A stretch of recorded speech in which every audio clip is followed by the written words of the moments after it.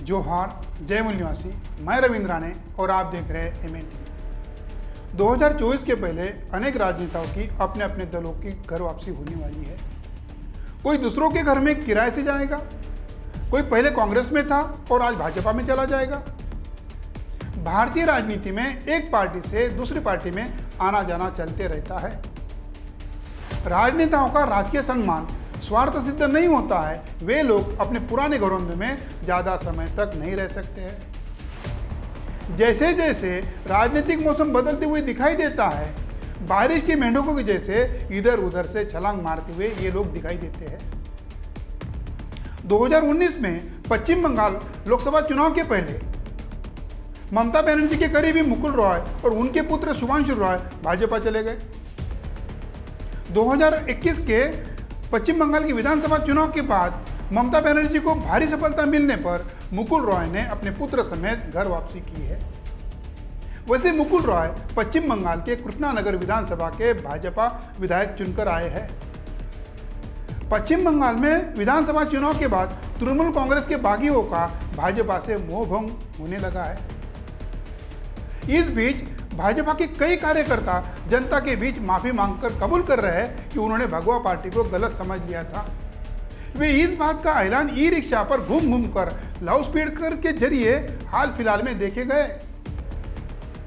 बीरभूम जिला में लाभपुर, बोलपुर, सैंथिया से लेकर हुगली जिले के धनक्याली तक भाजपा के कार्यकर्ता सार्वजनिक जगह पर माफीनामे दे रहे हैं।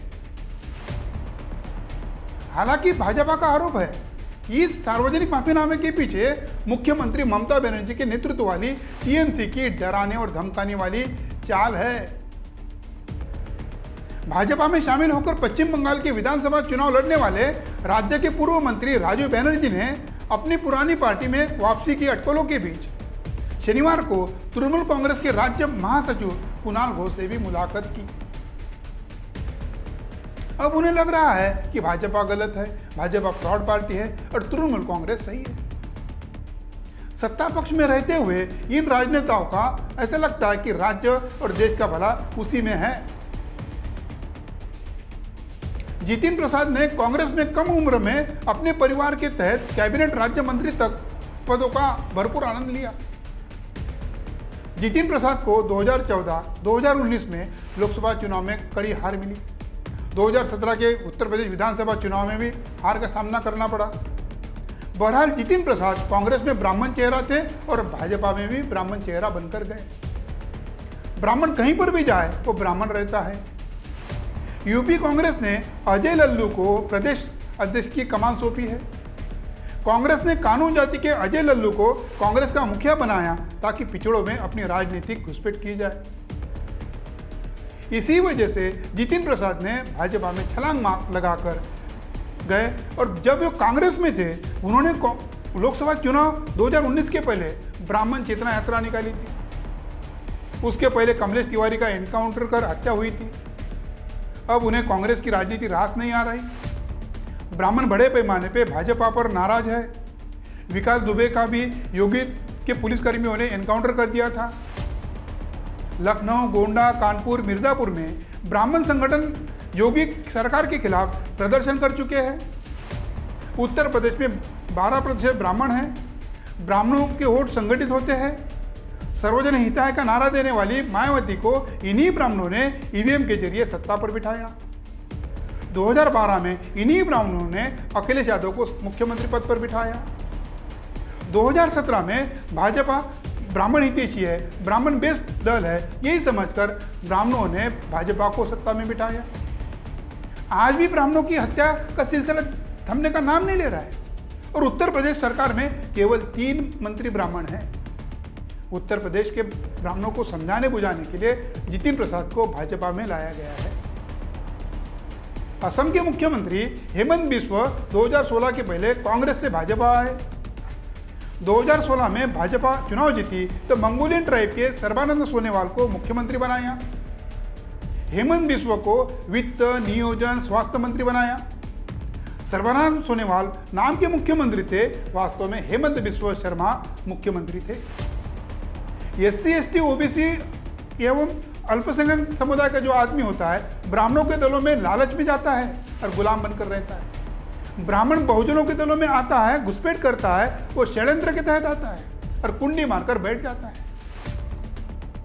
राजनीतिक दलों के गठबंधन में कहा जाता है कि राजनीति में कोई दल किसी का हमेशा का मित्र नहीं होता है, ना कोई किसी का हमेशा का शत्रु नहीं होता है।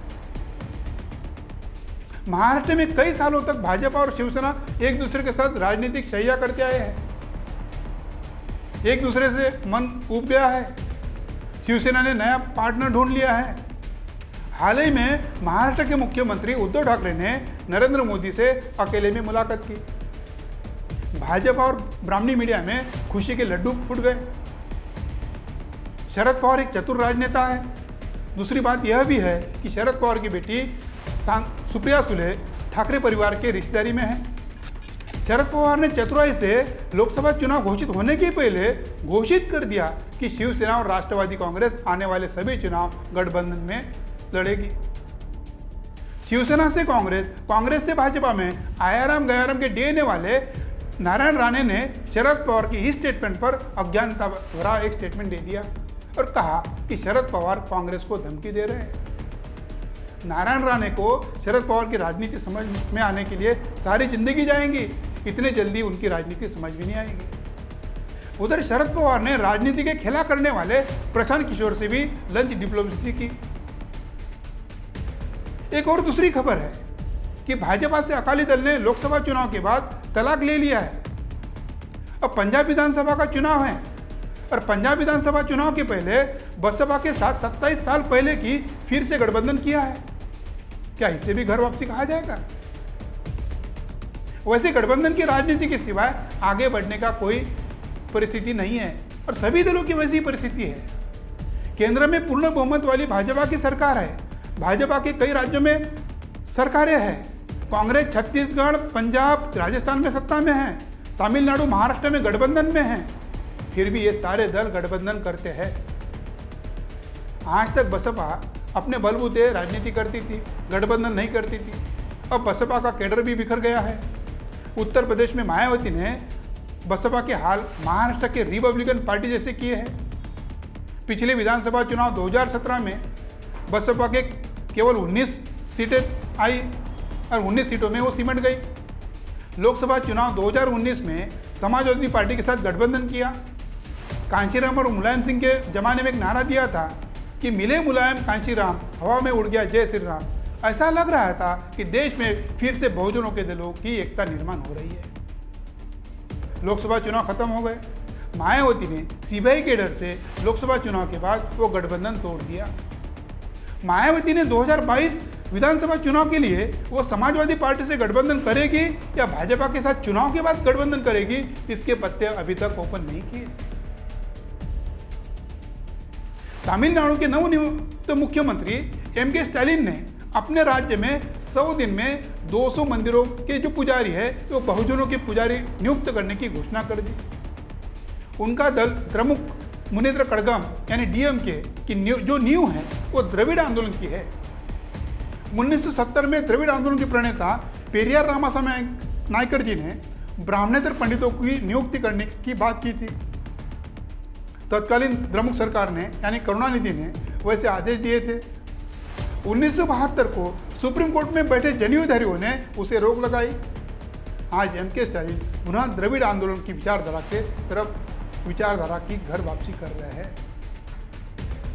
आज के लिए इतना ही। देखते रहिए एमएन टीवी। सभी दर्शकों को धन्यवाद।